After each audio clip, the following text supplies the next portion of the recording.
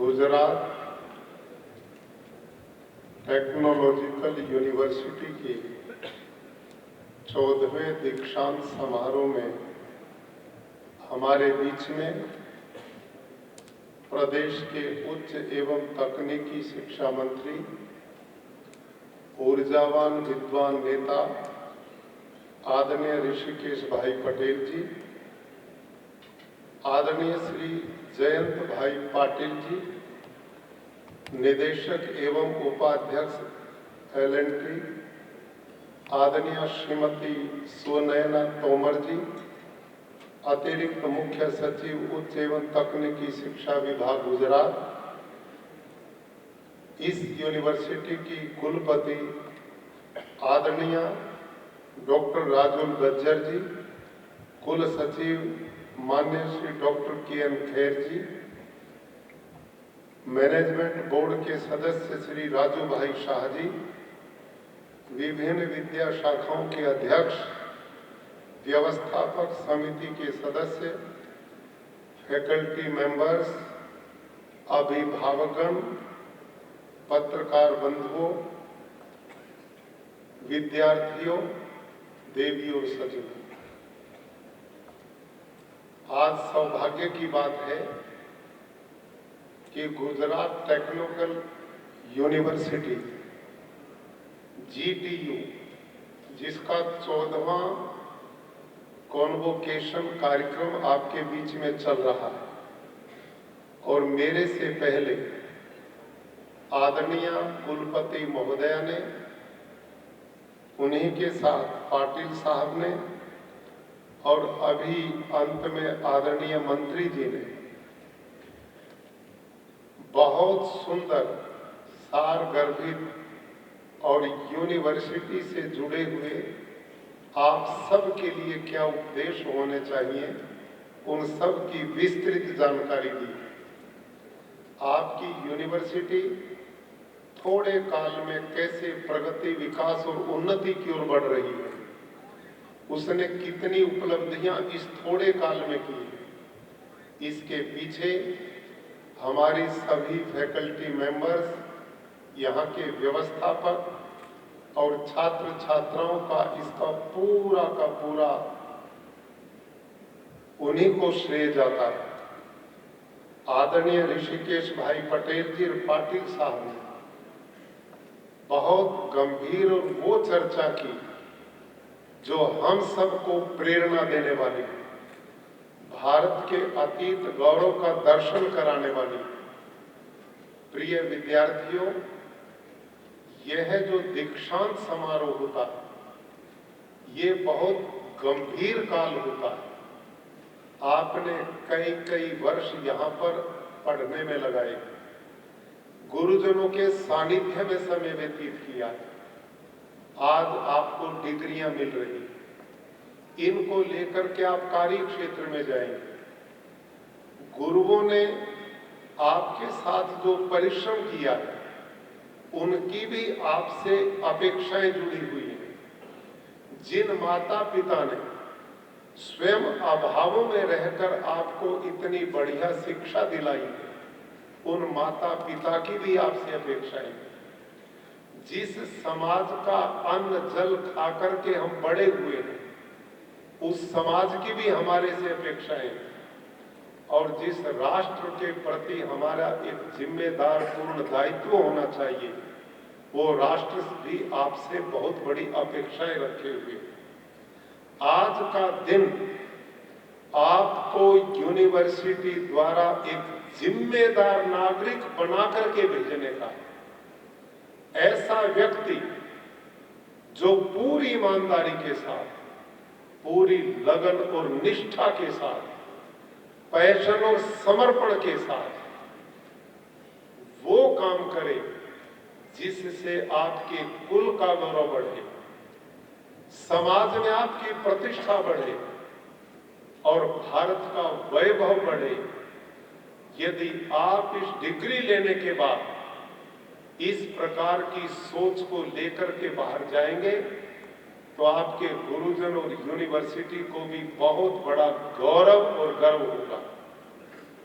हमें विश्वास है कि आप जितने भी युवा बेटे और बेटियां, उन्होंने पिछले इन कुछ सालों में भारत के यशस्वी प्रधानमंत्री श्रीमान नरेंद्र मोदी जी ने स्टार्टअप को बहुत बड़ा बल दिया है। उन्होंने हर प्रकार की साइंस टेक्नोलॉजी को जीवन में अपनाकर आगे बढ़ने की बात कही है और इस दिशा में आप लोगों ने जो पहल की है, आदरणीय कुलपति महोदय ने जो जानकारियां हमारे बीच में रखी, इसके लिए मैं पूरी यूनिवर्सिटी परिवार को बहुत बहुत बधाई, साधुवाद और अभिनंदन करता हूं। आदरणीय पाटिल साहब ने और आदरणीय मंत्री जी ने भारत के जिस अतीत की बात की कि हम विश्व के गुरु भी थे और भारत सोने की चिड़िया भी था, ये कल्पना नहीं। पाटिल साहब ने उस कालखंड की बड़ी विस्तृत जानकारी हमारे बीच में दी। आप भारत का भविष्य हैं, आप राष्ट्र का गौरव हैं। ऐसे समयों पर गंभीरता के साथ आपने अतीत से बहुत प्रेरणा लेनी चाहिए। अपने जीवन में एक स्वाभिमान का भाव पैदा हो। बहुत बड़ा कालखंड भारत में ऐसा आया जिसमें हमने लंबी गुलामी को सहन किया। उस गुलामी के काल में हम इतने दबाव में चले गए कि हमें अपनी भाषा पे गर्व नहीं, हमें अपने पहनावे पे गर्व नहीं, हमें अपने खान पान पे गर्व नहीं, हमें अपनी संस्कृति पे गर्व नहीं, हमें अपनी विरासत पे गर्व नहीं। ये बहुत बड़ी कमजोरी है। आज भारत स्वतंत्र है। आप जैसे युवाओं ने इस घिसी पिटी कमजोर गुलामी की मानसिकता से कंप्लीट बाहर आने की जरूरत है। हमारे पूर्वज महान थे। हम विश्व में सारी दुनिया को विद्या प्रसारित करने वाले देश रहे। हमारे देश ने दुनिया को खाना, जीना और रहना सिखाया। बेटे और बेटियों, जिस समय यूरोप के लोग, जिनका आज हम अंधानुकरण करते हैं, जिस समय वो वल्कल वस्त्र पहनते थे, उस समय तो भारत की ढाका का मलमल एक माचिस की डिब्बी में बंद होता था। ये हमारी पहचान थी दुनिया में। अभी आदरणीय पाटिल साहब ने बताया, भारत के समुद्री जहाज 1570 से लेकर 1700 काल का वो खंड जो स्वर्णिम काल था भारत का, भारत के समुद्री जहाज विश्व विख्यात थे। सारी दुनिया में भारत निर्यात करता था, यहां आयात नहीं होता था। हम एक्सपोर्ट करते थे, इंपोर्ट नहीं करते थे। और तरीका क्या था भारत का, जो सोने की चिड़िया था। आप यह न सोचे यूं ही कहते हमारे इतिहास को बिगाड़ा गया, हमें गलत पढ़ाया गया, हम जैसे थे हमें वैसा नहीं बताया गया। प्यारे बेटे और बेटियों, प्रमाण देता हूं आपको, भारत के गांव-गांव के अंदर स्टार्टअप थे। उस काल में गांव-गांव के अंदर स्टार्टअप थे। वहां हर वर्ग के लोग एक गांव की इकाई में बसते थे। लोहार लोहे का काम करता था, स्वर्णकार सोने का काम करता था, कुंभकार बर्तन बनाने का काम करता था, लकड़ी का मिस्त्री लकड़ी के कारोबार करता था, जुलाहा वस्त्र बनाता था, नाई बाल काटता था। जीवन की जो जरूरत थी, चरमकार जूता बनाता था, जो जीवन की आवश्यकता है। इस देश के हर गांव के अंदर वो औद्योगिक इकाइयां लगी हुई थी और सब अपना अपना काम पूरा करते थे। किसान कृषि करता था और जहां गांव को जितनी जरूरत होती थी, आपस में आदान प्रदान करके अपनी बनाई हुई चीजों को अपनी जरूरत के अनुरूप रखता था और बाकी जो सामान बचता था गांव का, वो शहर के बड़े व्यापारी आते थे और उस सामान को जो सहकारिता विभाग बना इस रूप में वो उसको खरीदते थे और समुद्री जहाजों में डाल करके विश्व के कोने कोने पर निर्यात करते थे और उसके बदले में कागज के नोट नहीं लेते थे, इसके बदले में हमारे व्यापारी सोना लेते थे और सारी दुनिया का सोना इस देश में इकट्ठा हो गया था। अब बोलो इस देश का नाम क्या था? कमजोर विद्यार्थियों बोलो, कुछ अभी नहीं समझ में आई। इसलिए इस देश का नाम सोने की चिड़िया था। हमारा बिजनेस जो अभी बताया गया, भारत की जीडीपी दुनिया में सबसे ऊपर की जीडीपी थी। यहां 3 रुपया सारे विश्व में घूमता था तो 1 रुपया भारत का होता था और 2 रुपए में सारी दुनिया समाती थी। ये हमारा अतीत था। और जहां तक शिक्षा की बात है, इस देश के आदि सम्राट महर्षि मनु ने हिमालय की चोटी पर खड़े होकर कहा था, एतद् देश प्रसूतस्य सकाशाद अग्रजन्मना स्वयं स्वयं चरित्रम शिक्षेरन पृथिव्याम सर्वमानवा। क्या कहा? दुनिया के लोगों, यदि साइंस टेक्नोलॉजी की शिक्षा प्राप्त करना चाहते हो, चरित्र की शिक्षा प्राप्त करना चाहते हो, भौतिक और आध्यात्मिक दोनों विद्या प्राप्त करना चाहते हो, तो अपने अपने देश से बिस्तर बांध करके भारत की धरती पे आओ और यहाँ के गुरुजनों के चरणों में बैठकर शिक्षा प्राप्त करो। ये काल भारत का था, इसलिए हम विश्व गुरु भी रहे और धन की दृष्टि से दुनिया में सबसे संपन्न भी हम रहे।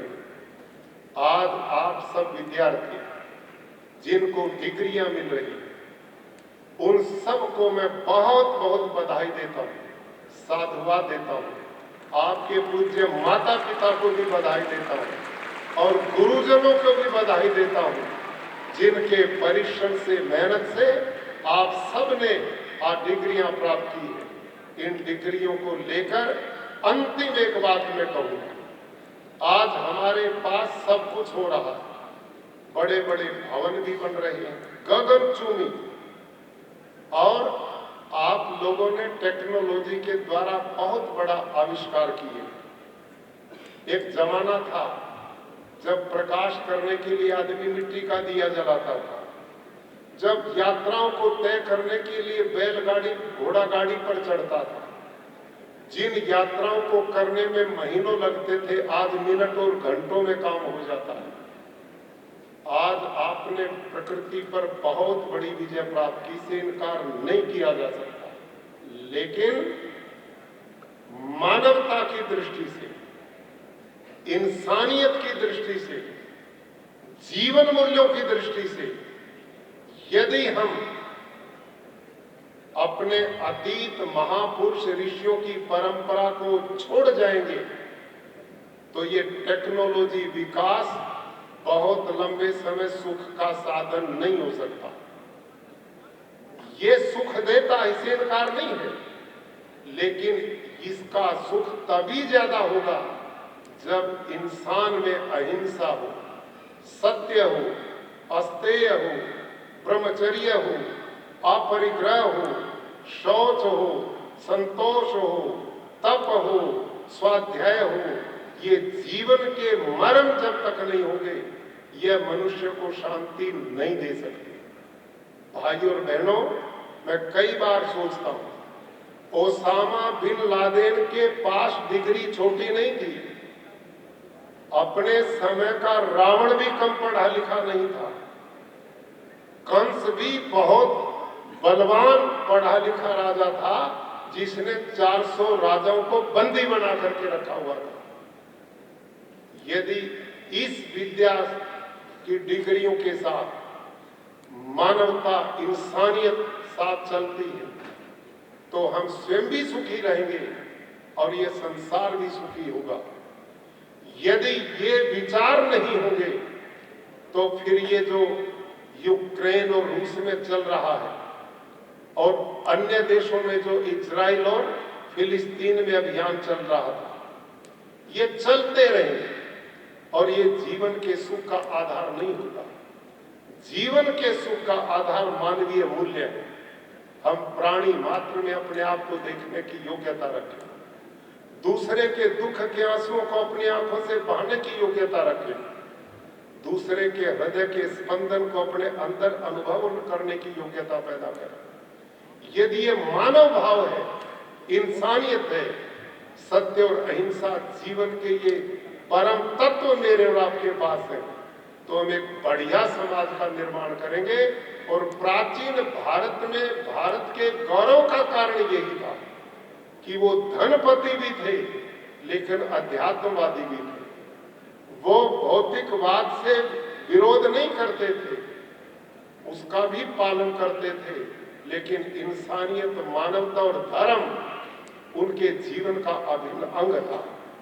आओ, आप जैसी युवा पीढ़ी जो राष्ट्र का गौरव है और जिस राष्ट्र के गौरव को प्रधानमंत्री जी ने आह्वान किया, आने वाले 2047 तक एक विकसित भारत, एक आत्मनिर्भर भारत, निश्चित रूप से उनका ये संकल्प आप और आपकी आने वाली संततियों के लिए हम सब मिलकर के ईमानदारी से अपने अपने कर्तव्य को पालन करें। और आज के दिन जिस तैत्तरीयोपनिषद का उपदेश गुरु दिया करता था, उसमें 3-4 बातें होती थी।